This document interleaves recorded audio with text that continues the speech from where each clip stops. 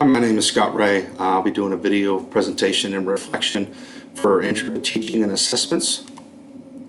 And the purpose is we're going to examine a couple of video clips of some teaching techniques being used in the classroom. We're going to discuss some of the key learnings from those clips, identify information that impacts my thinking, discuss what ideas I plan to take with me as a teacher and incorporate in my classroom, and why, and then finally personal and professional reflection. So the first one is standardize the format. So the key learnings in this clip are consistency and standardization is key. In the video you'll see that the standard forms really facilitates the way that classroom is run. The teacher walking around, she's able to quickly look on the worksheets and see where the information is. And we'll talk about that a little bit more. Less student work disruption is another key point here. And identifying trends in student work. This is important here because what we're trying to do here is gather data, and in doing so identifying trends in the work and see whether or not we need to reteach a topic or whether it's okay to go ahead and let them keep working along or possibly even move on to a different topic. This format facilitates easy spot corrections as well. In the text, Lemoff talks about when we're standardizing the format and thinking about standardization, we need to streamline observations by designing materials and space so that you're looking in the same consistent place every time for the data that you need. Okay, how does this information impact my thinking? When I was looking at the video, I realized that all the students were using the same worksheet. And not only that, the teacher was using the same worksheet, and the teacher had that information displayed. And that just creates uniformity in the classroom, and it's really easy for the students to follow along. And as they're looking up on the board and engaging with the teacher, when they transition down to their worksheet, it's identical. So they're really able to quickly pick up where they're working and to keep going. And for the teacher, as they're working along on the worksheet and they start walking around and doing the observation, they can quickly look on the worksheet and identify where that data is located and make the corrections that are needed. I like that the teacher held students accountable and they had to stick to the format. And the format facilitated easy spot corrections. When the teacher's walking around and checking on one particular question or one area that they were working on, they know exactly where it is, they can key in on it and make corrections if needed, and then quickly move on to the next student. So not a lot of time is wasted flipping through pages or shuffling through pages or looking through a student's notebook trying to identify where that information is located because they take notes in a different manner. Okay, so what information am I going to take with me and implement in my classroom, and why? I will definitely use the standardized template. I'm prior service in the Army, and everything that we do is standardized, and it just really makes everything easy. And as we saw in the video, the teacher was walking around and transitioned from student to student with ease, making the corrections needed, and it just makes everything so much easier. And I didn't even think about this at the time when watching the video, but it also makes it a lot easier if your peers are on board and using a lot of the standardized templates across the department as well. And I think that would actually help a lot in this situation. Definitely going to keep the idea of walking around the classroom and observing and teaching. So walking around, observing the students, making the corrections when needed. And when that teachable moment pops up, you can take advantage of that one-on-one time with the student and then carry on and continue observing. I want to keep the idea of the countdown. I really like that.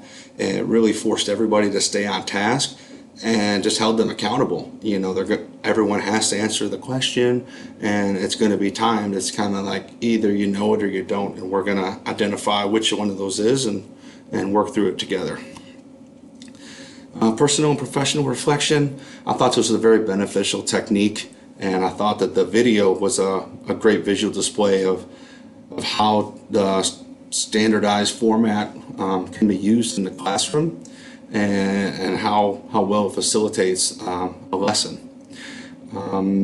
The quick spot checks, they can steer your instructions, so if you identify where a problem area where students are getting a lot of similar things wrong, you can go back and reteach, or if you're seeing that they're quickly grasping the concept, you could move on.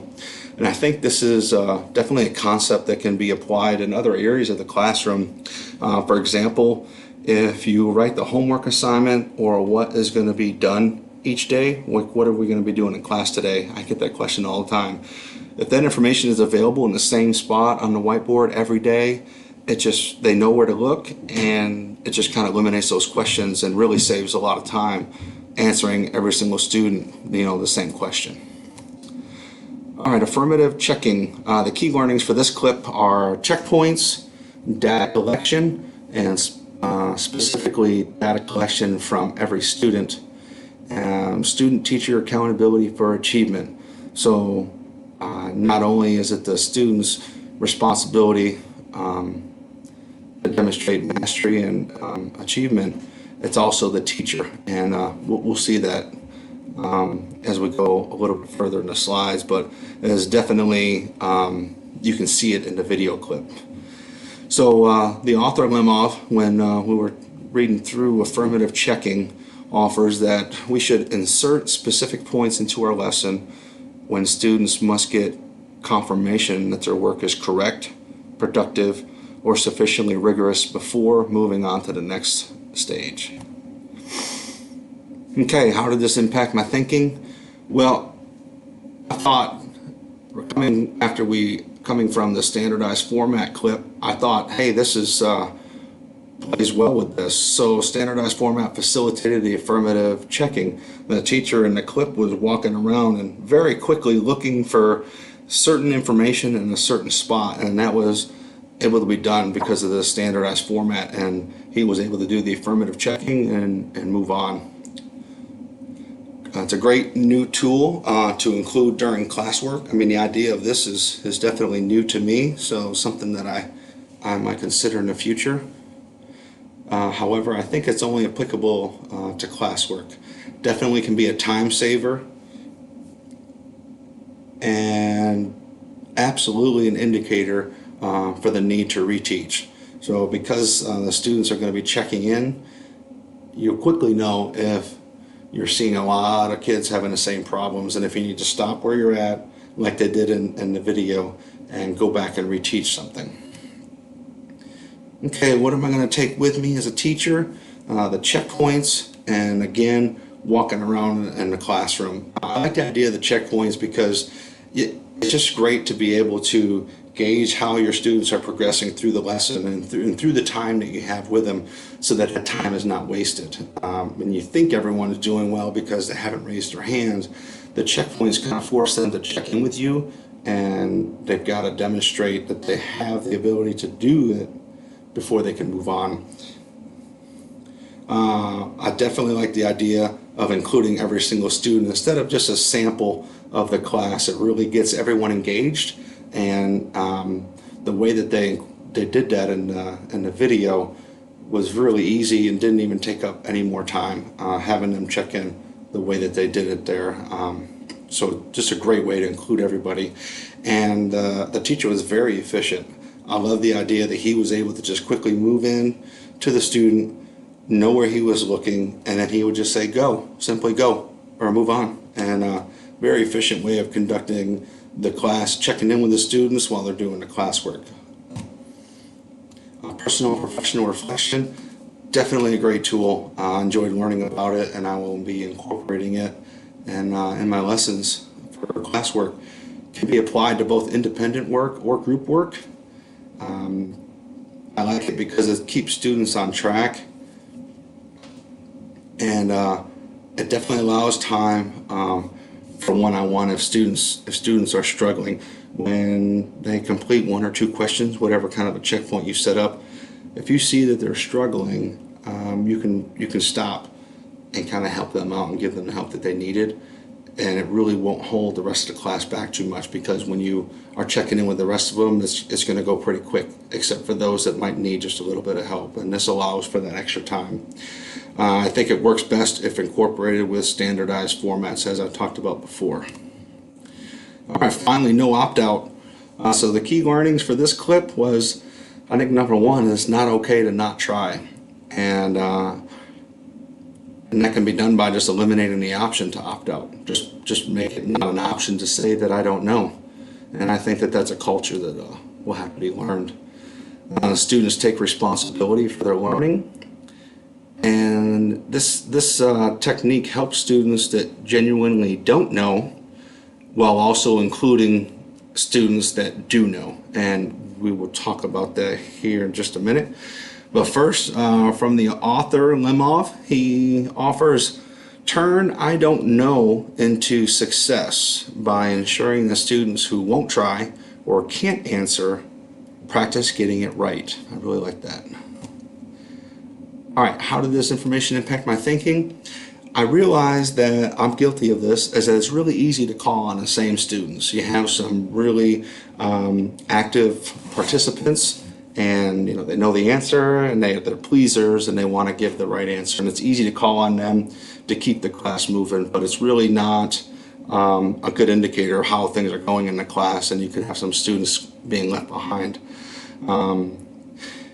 And I think we all have had experience with reluctant students, and this was a reminder for me that sometimes students need to be pushed. Sometimes they don't know. Sometimes they just don't want to participate, but with this technique, it'll help all of them.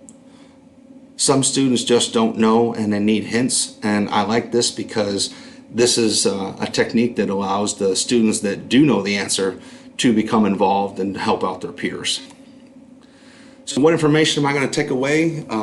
Is persistence, number one. I like the persistence that teacher demonstrated, and it's just a reminder for me to know that that's my job, that's what I'm there to do, is to teach. And so just remember to be persistent and to keep working with those students.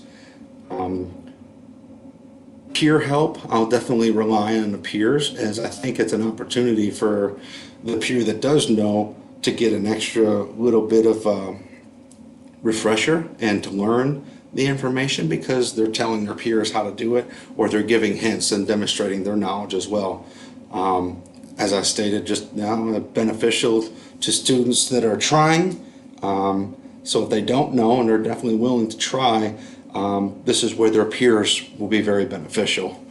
I think it's important to incorporate a culture of errors as well as no opt-out, because if the students feel more comfortable in giving an incorrect answer, then maybe opting out or saying I don't know, maybe that won't be an answer that you hear very often, and maybe they will try without being afraid of being humiliated by their peers.